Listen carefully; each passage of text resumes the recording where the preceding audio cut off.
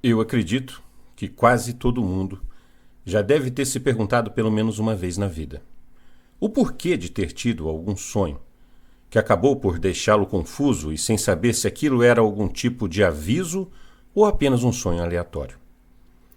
Mas afinal de contas, da onde os sonhos vêm? Por que nós sonhamos? Seriam os sonhos apenas alguma espécie de delírio ou alucinação do nosso cérebro enquanto estamos dormindo? Ou poderiam eles realmente se tratar de algum tipo de aviso de que algo realmente está por acontecer? E é sobre este assunto que iremos falar no vídeo de hoje. Sejam todos muito bem-vindos ao canal O Ser do Ser.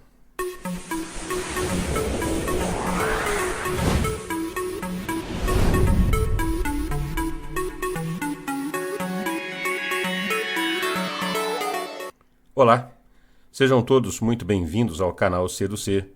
E no vídeo de hoje gostaríamos de falar um pouco a respeito dos sonhos. Mas é claro que o que vai ser falado aqui se trata apenas do nosso ponto de vista, pois a verdade é que não há como se provar cientificamente a real origem dos sonhos. Ou seja, o que realmente estimula o nosso cérebro a fazer com que eles aconteçam. E é claro que a nossa opinião a respeito dessa questão só poderia ser feita levando em consideração que todo este mundo onde nós nos encontramos, na verdade, se trate apenas de uma grande simulação. Pois é nisso que nós, aqui do canal O Ser do Ser, realmente acreditamos.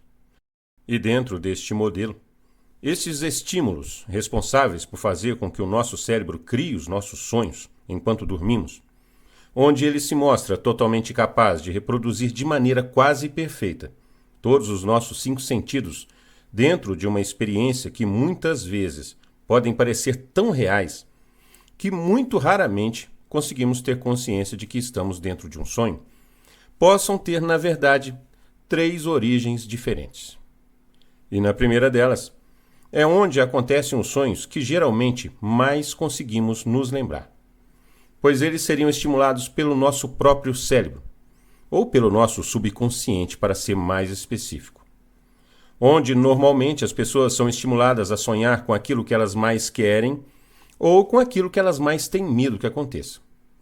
Por exemplo, se uma pessoa ou o filho dessa pessoa pratica algum tipo de esporte radical, por exemplo, ela muito provavelmente pode sonhar que ela ou o seu filho está se acidentando enquanto pratica esse esporte. Ou o contrário, que está sendo admirado em uma competição, por exemplo. O que de forma alguma significa que algo realmente irá acontecer. Já na segunda opção, terá que ser levada em consideração o fato de que o nosso futuro já está de alguma forma pré-determinado para acontecer, se nada for alterado, é claro.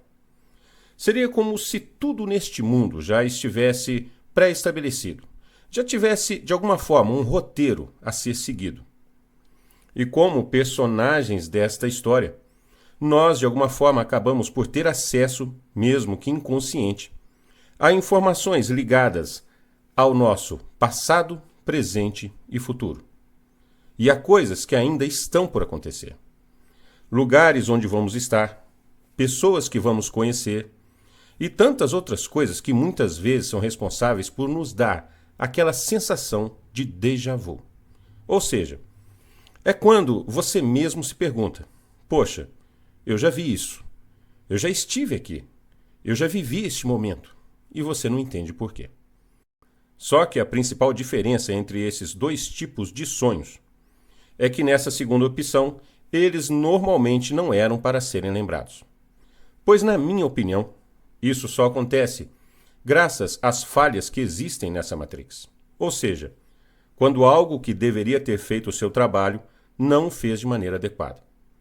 Pois, com certeza, vocês muitas vezes, ao acordar pela manhã, já tiveram a sensação de ter sonhado a noite toda, mas logo que despertaram não se lembravam de praticamente nada do que haviam sonhado, não é mesmo? E isso é simplesmente porque, mesmo que nós passamos em média 1/3 da nossa vida dormindo, e deste tempo um ser humano comum passa em média 6 anos da sua vida literalmente sonhando, ainda assim a verdade é que nós não nos lembramos da maioria dos sonhos que sonhamos durante toda a nossa vida. pois de alguma forma eles acabam sendo bloqueados dentro da nossa mente. Mas existem sonhos que são ainda mais difíceis de serem lembrados e que fazem parte da terceira origem possível, pois são os sonhos as suas origens não estão propriamente ligadas a este mundo, mas sim a um outro mundo, ao qual nós ainda não temos acesso. Pois a verdade é que estes tipos de sonhos têm origem no nosso outro subconsciente. Mas como assim, outro subconsciente? Simplesmente porque, se levarmos em consideração que estamos vivendo dentro de uma grande simulação, isto significa que o nosso verdadeiro eu não está aqui, e sim em algum outro lugar, preso de alguma forma a mecanismos artificiais que estão nos conectando com toda essa realidade. E com certeza, este nosso verdadeiro eu, por assim dizer, já viveu inúmeros ciclos de vida neste mundo. E que também, com toda certeza, tem uma bagagem de informações realmente muito grande e que acaba muitas vezes sendo responsável por estimular grande parte dos sonhos que acabamos tendo durante toda a nossa vida. Mas o problema disso tudo é que raramente nós conseguimos nos lembrar destes tipos de sonhos. E isso acontece simplesmente porque o nosso cérebro possui mecanismos de bloqueio para que nós não nos lembremos destes tipos de sonhos que são estimulados com base em informações externas. Da mesma forma como ele também bloqueia quase que totalmente todos os movimentos do nosso corpo durante a fase mais profunda do nosso sono, onde normalmente os sonhos acontecem. Bom, é isso mesmo que vocês ouviram. Mesmo que nós acabamos por não ter consciência disso, a verdade é que nessa parte mais profunda do nosso sono, onde os sonhos acontecem, o nosso corpo está quase que completamente paralisado por mecanismos ligados ao nosso cérebro, onde ele emite ordens à nossa coluna vertebral a fim de paralisar todos os nossos movimentos. Mas já nesse caso, isso só acontece para nos proteger, é claro. Ou seja, para evitar que nós nos machuquemos durante o período em que estamos sonhando. Para que nós não possamos sair andando durante o sono, enquanto caminhamos dentro de um sonho, ou coisa assim. Por exemplo, você poderia sonhar que estava brigando com alguém durante um sonho, e na vida real, sem querer, poderia acabar machucando a pessoa que estava dormindo ao seu lado. E normalmente, essa paralisia do sono, como é conhecida, acaba assim que começamos a despertar. Só que em alguns casos, devido a alguma deficiência no funcionamento dessa parte do nosso cérebro, algumas pessoas podem não apresentar essa paralisia do sono e desenvolver o que é conhecido como sonambulismo. Ou também o contrário, continuar paralisado mesmo após ter acordado, o que pode muitas vezes realmente gerar sensações terríveis para as pessoas que têm esse tipo de deficiência. E da mesma forma, eu acredito que nosso cérebro também está programado para impedir que nós nos lembremos de sonhos estimulados com base em origens externas ao nosso cérebro, ligadas às programações da Matrix ou ao nosso outro subconsciente. E uma grande prova que durante esses tipos de sonhos possamos realmente ter acesso a todo um banco de informações externas ao nosso subconsciente neste mundo é o fato que existem muitos casos onde pessoas cegas de nascença e que não poderiam de forma alguma possuir arquivos visuais em sua memória a respeito deste mundo, já relataram terem sonhado com imagens de objetos e paisagens onde descreveram com detalhes tudo aquilo que sonharam. Vejam só. E vou responder uma pergunta hoje que muita gente me pergunta. Cego sonha? Até onde eu sei, todo mundo sonha. O problema é que alguns não se lembram, como no meu caso, por exemplo. Eu não me lembro de nada que eu sonhei. Tem uma pequena parcela de cegos, que nasceram cegos, né? Que eles dizem que no sonho deles, eles enxergam. Eu não sei como isso é possível. Eu acho, pelos meus conhecimentos que eu tenho, isso não é possível. Normalmente falo que eu só não sou cega quando eu tô sonhando, quando eu tô dormindo, porque eu sonho como todo mundo. Sonho coisas hilárias, assim, sonhos detalhados, assim. Eu sei lá, eu sonho a roupa que o Danilo sai. Eu falo, Dan, eu sonhei que você tava andando de skate com uma blusa branca, uma bermuda verde, um tênis, sei lá, um chinelo branco. Mas eu não sei como eu sei isso, gente. Não me pergunta, porque eu não sei como eu sei que a blusa é branca e que uma bermuda é verde. Eu só sonho, e aí eu acordo falando, cara, a bermuda era verde e a blusa era branca. Mas na verdade eu não sei como é que é, eu também não sei.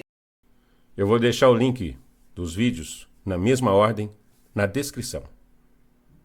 Bom, o fato é esse. Realmente os sonhos não são sempre simples alucinações causadas por ansiedade ou medo. Eles muitas vezes realmente podem ter origens muito mais profundas do que podemos imaginar. E com certeza, foi a essa mesma conclusão em que chegou um dos psicólogos e psiquiatras mais importantes da história, chamado Carl Gustav Jung, nascido em 26 de julho de 1875 na Suécia, o qual, assim como todo bom psicólogo, se dedicava tanto ao estudo do consciente como também do subconsciente, para com isso tentar entender o comportamento humano. Mas, com o tempo, a sua fascinação em descobrir a verdadeira origem dos sonhos o levou a se dedicar quase que exclusivamente ao estudo do subconsciente humano. E assim como eu, ele também logo percebeu que nem todos os sonhos pareciam ser realmente de origem aleatória, ou uma alucinação cerebral, por assim dizer. Pois, com o tempo, conforme ele ia se aprofundando em suas pesquisas, entendeu que passou a ser realmente inegável que muitos sonhos realmente demonstravam possuir conhecimentos que só poderiam ser de origens externas aos indivíduos. E com base nisso, desenvolveu toda uma teoria a qual ele atribuía as origens destes conhecimentos àquilo que ele chamou de arquétipos, os quais estariam ligados de alguma forma à possível existência de um inconsciente coletivo, ao qual, segundo ele, toda a humanidade estaria de alguma forma conectada. E que este inconsciente coletivo, muito provavelmente, poderia ser o direto responsável por nos dar acesso durante os sonhos a informações que poderiam ser tão antigas quanto a própria era pré-histórica, por exemplo. Bom, a verdade é que eu acredito que, de certa forma, ele realmente estava certo. Mas, diferente do que ele acreditava, eu sinceramente não acredito que seja mesmo um inconsciente coletivo de toda a humanidade. Mas sim um inconsciente coletivo ligado a todos os ciclos de vida que cada um de nós já passou neste mundo. Pois, pelo menos no meu entender, nós só estamos vivendo aqui apenas mais um ciclo de vida entre tantos outros que muito provavelmente já passamos neste mundo. E a verdade é que o nosso verdadeiro eu, que está do outro lado deste mundo, conectado a essa nossa realidade, com certeza possui uma gigantesca bagagem de informações e conhecimento. E a verdade é que o meu conselho para aqueles que realmente querem se libertar dessa Matrix, ao contrário de que muitos pensam, eu sinceramente acredito que, sem dúvida nenhuma, o mais importante é valorizarmos cada instante que temos neste mundo, para com isso tentarmos mudar alguma coisa nesse jogo, para que isso não continue assim para sempre.